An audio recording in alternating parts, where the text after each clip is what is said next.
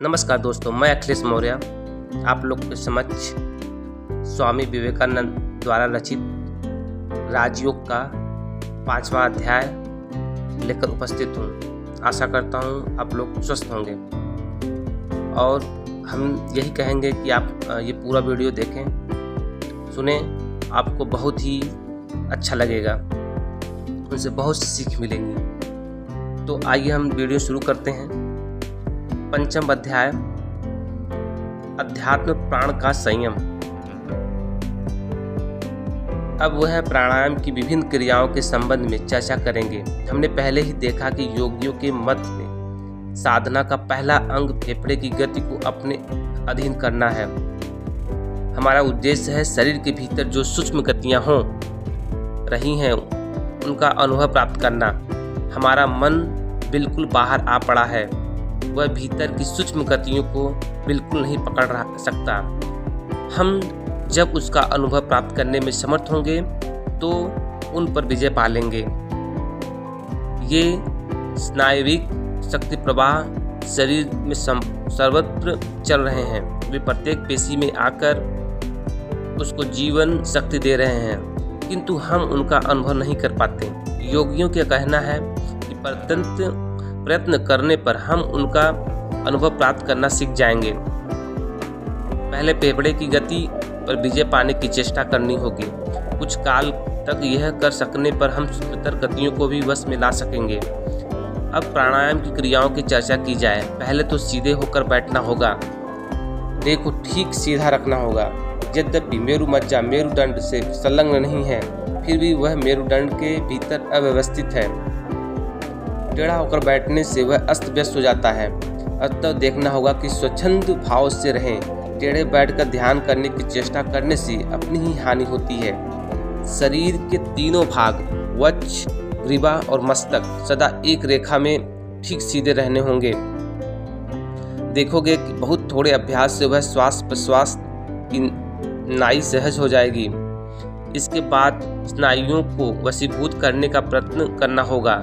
हमने पहले ही देखा है कि जो स्नायु केंद्र श्वास प्रश्वास यंत्र के कार्य को नियमित करता है वह दूसरे स्नायुओं पर भी कुछ प्रभाव डालता है। इसलिए सांस लेना और सांस छोड़ना तालबद्ध नियमित रूप से करना आवश्यक है। हम सामान्यतः जिस प्रकार सांस लेते और छोड़ते हैं वह श्वास प्रश्वास नाम के योग नहीं है, वह बहुत अनियमित है। फिर स्त्री पुरुष के श्वास प्रश्वासों में कुछ स्वाभाविक भेद भी हैं।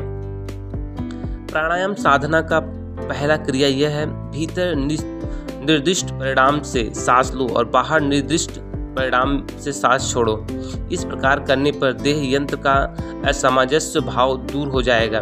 कुछ दिन तक यह अभ्यास करने के बाद सांस छोड़ने और खींचने के समय आकार अथवा अन्य किसी पवित्र शब्द का मन ही मन उच्चारण करने से अच्छा होगा।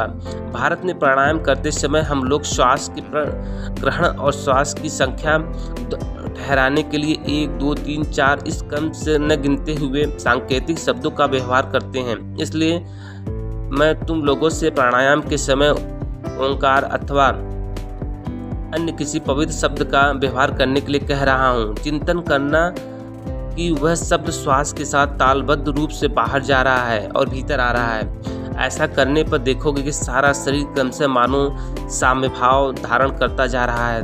तभी समझोगे यथार्थ विश्राम क्या है। उसकी तुलना में निद्रा तो विश्राम हो ही नहीं सकता। एक बार यह विश्राम की अवस्था आने पर अतिशय थके हुए स्नायु की भी शांत हो जाएंगे और तब जानोगे कि पहले तुमने कहीं यथार्थ विश्राम का सुख नहीं पाया। इस साधना का पहला फल यह देखोगे कि तुम्हारे मुख की क्रांति बदलती जा रही है। मुख की शुष्कता या कठोरता का भाव प्रदर्शित करने वाली रेखाएं दूर हो रही जाएंगी। मन की शांति मुख से फूटकर बाहर निकलेगी। दूसरे, तुम्हारा स्वर बहुत मधुर हो जाएगा। मैंने ऐसा एक भी योगी नहीं देखा जिनके गले में स्वर कर्कश हो। कुछ महीने के अभ्यास के बाद ही ये चिन्ह प्रकट होने लगेंगे। इसे पहले प्राणायाम का कुछ दिन अभ्यास करने के बाद प्राणायाम की दूसरी ऊंची साधना ग्रहण करनी होगी। वह यह है इड़ा अर्थात वायु नासिका द्वारा फेफड़े को धीरे धीरे वायु से पूरा करो। उसके साथ स्नायु प्रवाह में मन का संयम करो। सोचो कि तुम मानो स्नायु प्रभाव के मेरु मज्जा के नीचे भेजकर कुंडलिनी शक्ति के आधारभूत मूल धारण स्थित त्रिकोणाकृत पद पर बड़े जोर से आघात कर रहे हो। इसके बाद इस स्नायु प्रभाव को कुछ क्षण के लिए उसी जगह धारण किए जा रहो। तत्पश्चात कल्पना करो कि उस स्नायविक प्रवाह को श्वास के साथ दूसरी ओर से अर्थात पिंगला द्वारा ऊपर खींच रहे हो। फिर दाहिनी नासिका से वायु धीरे धीरे बाहर फेंको। इसका अभ्यास शुरू तुम्हारे लिए कुछ कठिन हो सकता है। सहज उपाय है, अंगूठे से दाहिनी नाक बंद करके बाईं नाक से धीरे धीरे वायु भरो। फिर अंगूठे और तर्जनी से दोनों नथुने बंद कर लो और सोचो मानो तुम स्नायु प्रवाह को नीचे भेज रहे हो और सुपुन्ना के मूल डेंस में आघात कर रहे हो। इसके बाद अंगूठा हटाकर दाहिनी नाक द्वारा वायु बाहर निकालो। फिर बाईं नासिका तर्जनी से बंद करके दाहिनी नाक से धीरे धीरे वायु पूर्ण करो और फिर पहले की तरह दोनों नासिका छिद्रों को बंद कर दो। हिंदुओं के समान प्राणायाम का अभ्यास करना इस देश अमेरिका के लिए कठिन होगा, क्योंकि हिंदू बाल्यकाल से ही इसका अभ्यास करते हैं। उनके फेफड़े इसके अभ्यस्त हैं। यहाँ 4 सेकंड से आरंभ करके धीरे धीरे बढ़ाने पर अच्छा होगा। 4 सेकंड तक वायु पूर्ण करो, 16 सेकंड बंद करो और फिर 8 सेकंड वायु का रोचन करो। इससे एक प्राणायाम होगा, पर उस समय मूलाधारस्थ त्रिकोणाकार पद पर मन स्थिर करना भूल न जाना। इस प्रकार की कल्पना से तुमको साधना में बड़ी सहायता मिलेगी। एक तीसरे प्रकार का प्राणायाम यह है, धीरे धीरे भीतर श्वास खींचो, फिर तनिक भी देर किए बिना धीरे धीरे वायु रोचन करो। बाहरी श्वास कुछ देर के लिए रुद्ध कर रखो। संख्या पहले की प्राणायाम की तरह है। पूर्वोत्तम प्राणायाम और इसमें भेद इतना ही है कि पहले के प्राणायाम में सांस भीतर रोकनी पड़ती है और यहाँ बाहर। यह प्राणायाम में सांस भीतर रोकनी पड़ती है और यहाँ बाहर। यह प्राणायाम पहले से सीधा है। जिस प्राणायाम में सांस भीतर रोकनी पड़ती है उसका अधिक अभ्यास अच्छा नहीं। उसके सवेरे 4 बार और शाम को 4 बार अभ्यास करो। बाद में धीरे धीरे समय और संख्या बढ़ा सकते हो। तुम क्रमशः देखोगे कि तुम बहुत सहज ही रहकर कर सकते हो। इसके तुम्हें बहुत आनंद भी मिल रहा है। अतः जब देखो कि तुम बहुत अच्छा सहज ही कर सकते हो, तब बड़ी सावधानी और सतर्कता के साथ संध्या 4 से 6 बढ़ा सकते हो। अनियमित रूप से साधना करने पर तुम्हारा अनिष्ट हो सकता है। उपयुक्त तीनों प्रक्रियाओं में से पहली और अंतिम क्रियाएं कठिन भी नहीं और उनमें किसी प्रकार की प्रवृत्ति भी आशंका भी नहीं। पहली क्रिया का जितना अभ्यास करोगे उतना ही तुम्हें शांत होते जाओगे। उसके बाद ओंकार जोड़कर अभ्यास करो। देखोगे जब तुम दूसरे कार्य में लगोगे तब भी तुम उसका अभ्यास कर सक रहे हो। इस क्रिया के फल में देखोगे तुम अपने को सभी बातों में अच्छा ही महसूस कर रहे हो। इस तरह कठोर साधना करते करते एक दिन तुम्हारी कुंडलिनी जग जाएगी। जो दिन में केवल 1 या 2 बार अभ्यास करेंगे उनको शरीर और मन कुछ स्थिर भर हो जाएंगे और उनका स्वर मधुर हो जाएगा। परंतु जो कमर बांधकर साधना के लिए आगे बढ़ेंगे उनकी कुंडलिनी जागृत हो जाएगी। इनके लिए सारी प्रकृति एक नया रूप धारण कर लेगी। उनके लिए ज्ञान का द्वार खुल जाएगा। तब फिर ग्रंथों में तुम्हें ज्ञान का खोज न करनी पड़ेगी। तुम्हारे मन की तुम्हारे निकट अनंत ज्ञान विशिष्ट पुस्तक का काम करना होगा। मैंने मेरुदंड के दोनों ओर से प्रवाहित इड़ा और पिंगला नाम 2 शक्ति प्रभाव का पहले ही उल्लेख किया है और मेरु मज्जा के बीच से जाने वाली सुपुन्ना की बात भी कही है। यह इड़ा, पिंगला और सुपुन्ना प्रत्येक प्राणी में विद्यमान है। जिनके मेरुदंड हैं उन सभी के भीतर ये 3 प्रकार के भिन्न भिन्न क्रिया प्रणालियाँ मौजूद हैं। परंतु योगी कहते हैं साधारण जीव में यह सुपुन्ना बंद रहती है। उसके भीतर किसी तरह की क्रिया का अनुभव नहीं किया जा सकता। किंतु इड़ा और पिंगला नाड़ियों का कार्य अर्थात शरीर के विभिन्न भागों में शक्ति वहन करना सभी प्राणियों में होता रहता है। केवल योगी में यह सुपुन्ना खुली रहती है। यह सुपुन्ना द्वार खुलने पर उसके भीतर से स्नाविक शक्ति प्रवाह जब ऊपर चढ़ता है तब चित्त उच्च से उच्चतर भूमि पर उठता जाता है।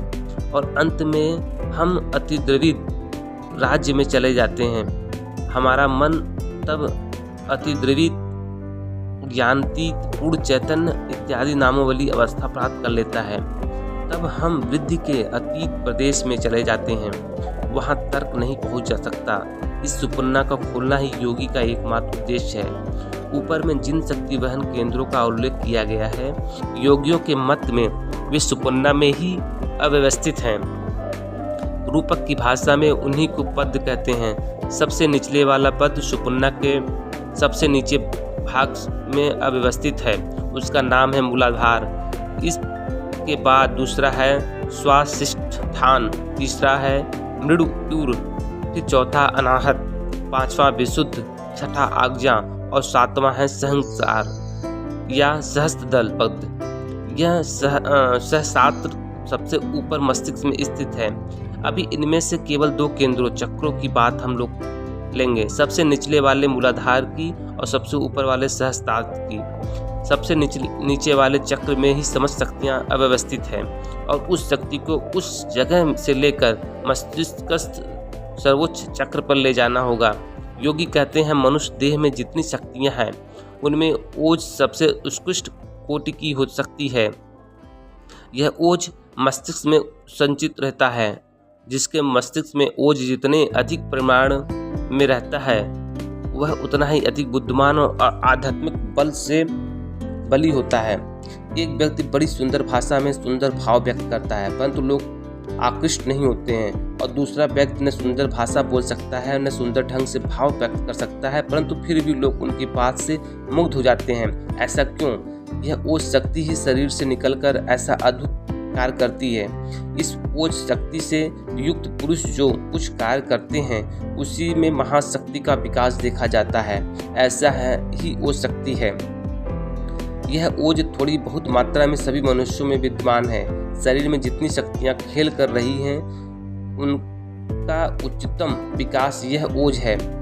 यह हम सदा याद रखना चाहिए कि सवाल केवल परिवर्तन का ही है।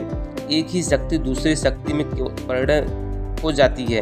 बाहरी संसार में जो शक्ति विद्युत अथवा चुंबकीय शक्ति के रूप में प्रकाशित हो रही है वही क्रमशः आभ्यंतरिक शक्ति में परिणत हो जाएगी। आज जो शक्तियाँ पेशियों में कार्य कर सकती हैं वो कल ओज के रूप में परिणत हो जाएंगी। योगी कहते हैं कि मनुष्य में जो शक्ति काम क्रिया, काम चिंतन आदि रूपों में प्रकाशित हो रही है उसका दमन करने पर वह सहज ही ओज धातु में परिणत हो जाती है और हमारे शरीर को सबसे निचले वाले केंद्र ही इस शक्ति का नियामक होने के कारण योगी इसकी ओर विशेष रूप से ध्यान देते हैं। वे सारी कम शक्ति को लेकर ओज धातु में परिणत करने का प्रयत्न करते हैं। कामजयी स्त्री पुरुष ही इस ओज धातु को मस्तिष्क में संचित कर सकते हैं। इसलिए सब देशों में ब्रह्मचर्य सर्वश्रेष्ठ धर्म माना गया है। मनुष्य सहज ही अनुभव करता है कि काम को प्रथम देने पर सारा धर्म भाव, चरित्र बल और मानसिक तेज आता जाता रहता है। इसी कारण देखोगे संसार में जिन जिन संप्रदायों में बड़े बड़े धर्मवीर पैदा हुए हैं उन सभी संप्रदायों ने ब्रह्मचर्य पर विशेष जोर दिया है। इसलिए विवाह त्यागी सन्यासी दल की उत्पत्ति हुई है। इस ब्रह्मचर्य का पूर्ण रूप से तन मन वचन से पालन करना निस्वार्थ आवश्यक है। ब्रह्मचर्य बिना राजयोग की साधना बड़े खतरे की है क्योंकि उससे अंत में मस्तिष्क का विषम विकार पैदा हो सकता है। यदि कोई राजयोग का अभ्यास करे और साथ ही अपवित्र जीवन यापन करे तो वह भला किस प्रकार योगी होने की आशा कर सकता है। हमारा ये 5वां अध्याय आज समाप्त हो गया है। हम नेक्स्ट वीडियो में मिलेंगे 6ठे अध्याय में प्रत्याहार और धारणा। तो अगर ये आपको वीडियो अच्छा लगे तो प्लीज़ लाइक, शेयर और सब्सक्राइब जरूर करें और हमारे चैनल को जरूर शेयर करें। धन्यवाद। जय हिंद, जय भारत।